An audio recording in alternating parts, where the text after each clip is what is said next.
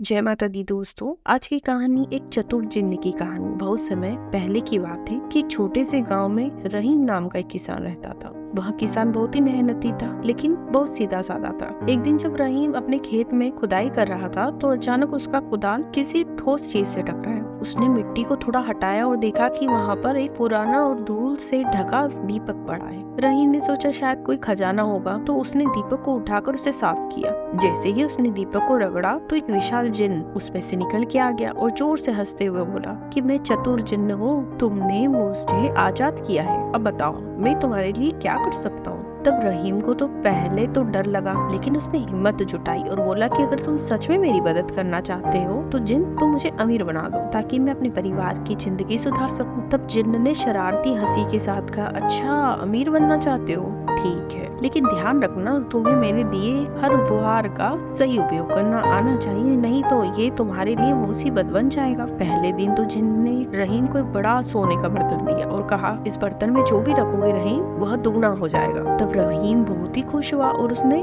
सबसे पहले उसमें अनाज रखा। अनाज तुरंत दोगुना हो गया और रहीम को लगा कि उसकी समस्याएं तो हल होती जा रही है, परंतु रहीम को जल्द ही लालच आ गया। उसने सोचा कि अगर मैं इसमें पैसे भरूंगा तो मेरे पास बहुत सारे पैसे आ जाएंगे, लेकिन जैसे ही उसने उसमें पैसे रखे, बर्तन ने उसे दोगुना धन नहीं दिया, बल्कि पूरा बर्तन पैसे से खाली हो गया। रहीम तो निराश हो गया और उसने जिन्न से शिकायत की। जिन्न मुस्कुराते हुए कहा कि मैंने तो कहा था ना कि समझदारी से उपयोग करना, अब एक और मौका दूंगा। इस बार जिन्न ने उसे एक जादुई घड़ा दिया और कहा कि यह घड़ा कभी खाली नहीं होगा, जो भी पानी इसमें डालोगे वह दोगुना होकर बाहर आएगा। अब रहीम ने घड़े में पानी डाला और सच में भी पानी लगातार बहने लगा। रहीम ने इसे अपने खेत में उपयोग किया, जिससे फसलें लहलहाने लगी। लेकिन एक दिन उसने सोचा कि इस पानी को अपने घर में भर दूं, ताकि मुझे मेहनत न करनी पड़े। उसने घड़े को घर में रख दिया। वो पानी लगातार बहता गया जब तक कि उसका पूरा घर पानी से नहीं भर गया। रहीम को तो एहसास हुआ कि जिन्न के दिए उपहार तभी लाभकारी होते हैं जब उनका समझदारी से उपयोग किया जाए। उस जिन्न से फिर रहीम ने माफी मांगी और जिन्न ने आखिरी बार उसे एक सलाह दी कि सच्चा सुख और समृद्धि केवल और केवल मेहनत और समझदारी से ही आती है, किसी चमत्कार या शॉर्टकट से कभी नहीं आएगी। रहीम ने तो इस बार जिन्न की बात को समझा और सच्ची मेहनत करने का संकल्प भी लिया। तो दोस्तों, बिना मेहनत और समझदारी से जो भी हमें चीजें प्राप्त होती है उसका कभी भी सही उपयोग नहीं होता। सच्चा सुख और समृद्धि मेहनत से ही मिलती है, उसका कोई शॉर्टकट नहीं है। धन्यवाद दोस्तों।